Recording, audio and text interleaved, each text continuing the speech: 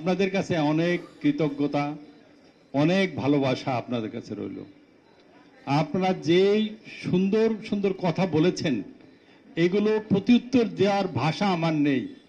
কারণ অসীমদা, তারপরে আমাদের বৌদি, উনি দুইজনে তো খুব ভালো রবীন্দ্রনাথের উক্তি দিয়ে বললেন, আমি কিন্তু এত সুন্দরভাবে বলতে পারবো না। তারপরে ইসকনের নেতা প্রত্যেকেই আমার বক্তব্যগুলো আমি শুনেছি।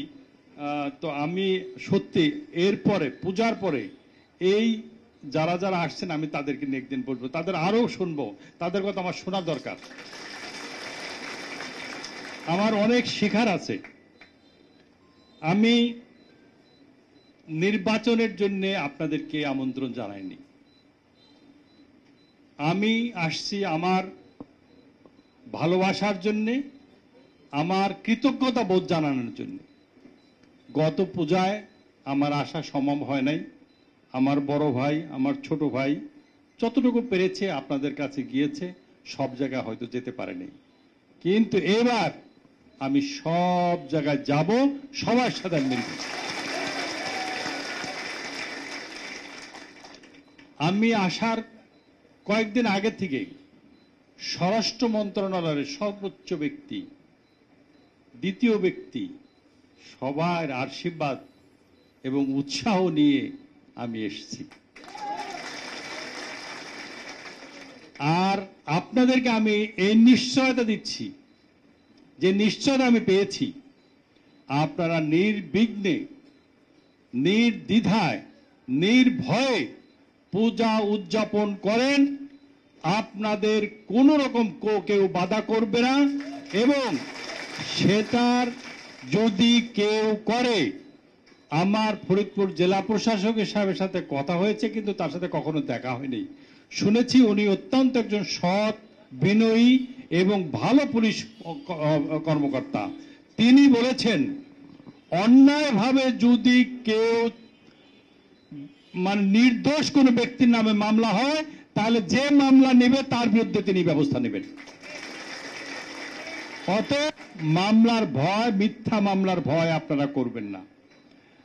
আর আমার সত্যি, আমি যখন আপনাদের সাথে আসি, যে কথাগুলো শুনি, সেই কথাগুলো শুনলে আমার আর ঢাকা যেতে ইচ্ছে করে না। আমি কালকে একটু আগে তপন চৌধুরী সাহেব আমাকে ফোন করলেন। আমার একজন বিশিষ্ট বড় ভাই, স্কয়ার গ্রুপের মালিক। উনি একটা দুঃখের খবর আমাকে জানালেন, যে উনার হসপিটালে তোফায়েল আহমেদ সাহেব আছেন, উনি যে কোনো সময় ইন্তেকাল করতে পারেন। তো আমি বললাম, উনার অবস্থাটা সংকটাপন্ন, এটা টেলিভিশনে নিউজটা দেব কিনা। উনরা নিষেধ করলেন যে না, পরিবার থেকে এখনো কিছু বলেনি। তো উনরা কালকে সবাই আমার সাথে বসছে, যে আজাদ সাহেব, আল্লাহ আপনাকে অনেক কিছু দিয়েছে। আপনি যে বয়সে একটা মানুষ ব্যবসায়ের উপরে যেতে পারে না, আপনি সে জায়গায় গেছেন। অর্থাৎ আপনি এফবিসিসিআই সংগঠনের সভাপতি হয়েছেন। আমাদের প্রাচ্যের অক্সফোর্ড যেটাকে বলে, ঢাকা বিশ্ববিদ্যালয়, যা 105 বছর বয়স, সেই বিশ্ববিদ্যালয়ের লক্ষ লক্ষ কোটি কোটি ছেলেমেয়েরা পাশ করে বেরিয়েছে। তার অ্যালামনার সভাপতি ছিলেন আপনি 2 বার। আমাকে সংবাদপত্রের মালিকরা তারা স্নেহ করে, আদর করে আমার সংবাদপত্র মালিক সমিতির, অর্থাৎ news paper owners association of বাংলাদেশের সভাপতি করেছে। এত বড় দায়িত্বে আপনি আছেন। আমি ICC, international chamber of commerce, সারা বিশ্বব্যাপী যার 100টা দেশে যার শাখা রয়েছে, সেইটার আমি সহসভাপতি। তো এত কিছুর পরে আপনার ফরিদপুরে গিয়া রাজনীতি না করলে হয় না। তা আমি বললাম, দেখেন, আমি রাজনীতি করতে যাচ্ছি না। আমি অতীতে মানুষের যে ভালোবাসা আমি পেয়েছি, যে আজকে আমি যাকে সবচেয়ে বেশি মিস করছি, আমার ছোট ভাই জীবন দেবনাথ। জীবনের মাধ্যমে আমার বিধানের সাথে পরিচয়। বিধানের বাড়িতে আমি খেয়েছি, বিধানের পূজা মণ্ডপে আমি গিয়েছি। বিধানকে আমি সবচেয়ে, বিধানের ছোট ভাই একজন বিদেশে থাকে, হ্যাঁ, তো যাই হোক, বিধানকে আমি হাতির নেতা হিসেবে জানি।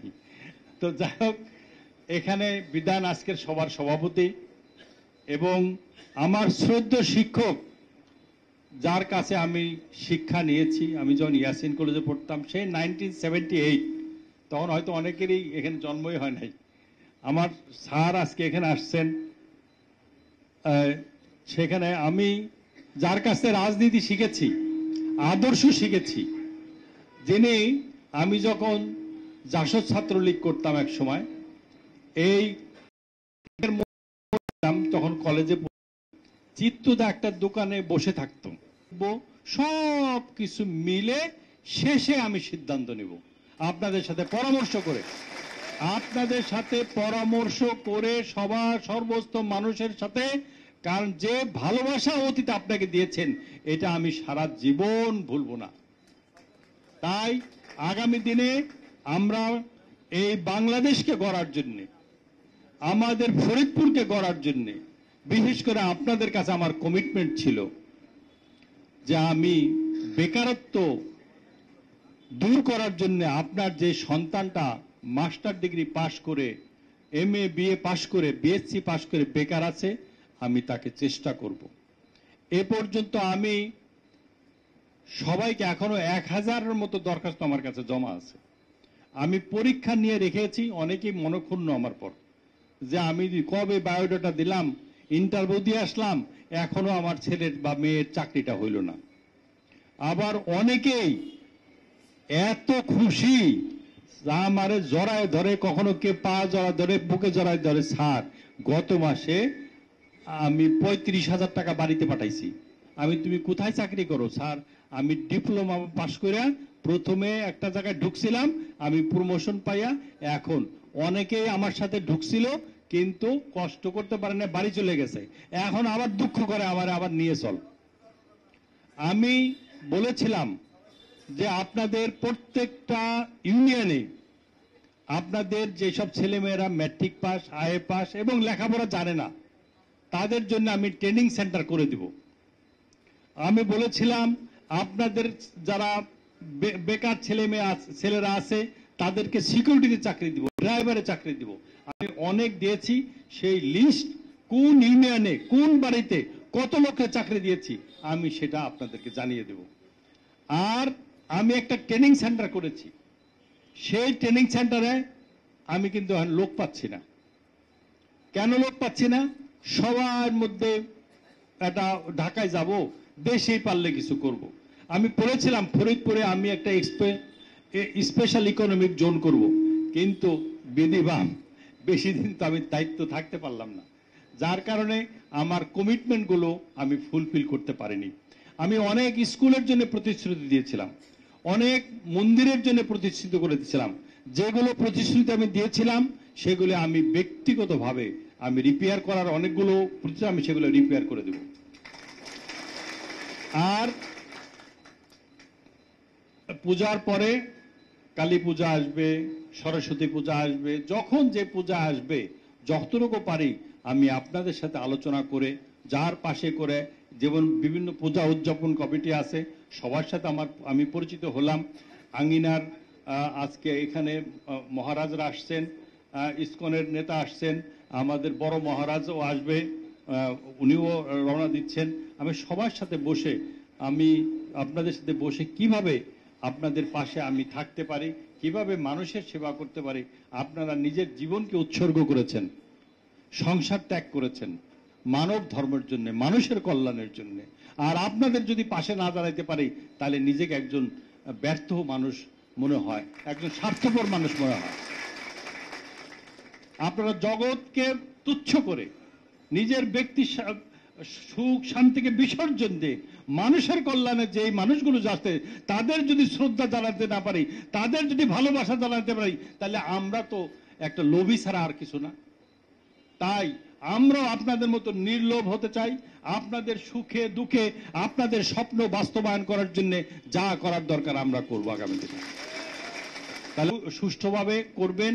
কোনো দরকার হলে আমার বিধান আছে, আমার ছোট ভাই সুকেশ আছে, আরো যারা যারা আছে, যারা না আমাকে বলার সাথে সাথে আপনাদেরকে নিয়ে আমি যে জায়গায় দরকার, আমি পিছপা হওয়ার লোক না। আর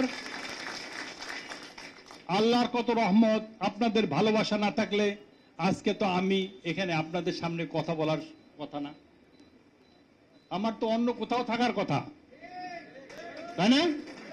তাহলে এটা সম্পূর্ণ আমার সততা আর আপনাদের ভালোবাসা, এই দুইটার সমন্বয় কিন্তু আজকে আপনাদের সাথে উদযাপন করার জন্য আসতে পেরেছি। আবারও আপনারা কষ্ট করে এসছেন, আপনাদের জন্য সামান্য ডাল ভাতের ব্যবস্থা করা হয়েছে, আপনারা না খেয়ে যাবেন না, আপনারা সবাই খেয়ে যাবেন। আর আমি আপনাদের যতগুলো পূজা মণ্ডপ পারবি আমি যাব, আর না হলে 100 কতগুলো জন আছে, 196টা পূজা মণ্ডপে আমার আশীর্বাদ থাকবে। হ্যাঁ, 198টা। তারপরে যদি আরো কত লাগে, এর মধ্যে আরো যেসব সমস্যাগুলো আছে সেই সমস্যাগুলো আমি আর এইভাবে পাবলিকলি বলবো না, আমি আপনাদের নিয়ে বসে পূজার পরে আমি আবার আসবো, বসে আলাপ করে করব। সবাই আগাবো। সবাই ভালো থাকেন, সবাইকে আবারও কৃতজ্ঞতা ও ধন্যবাদ।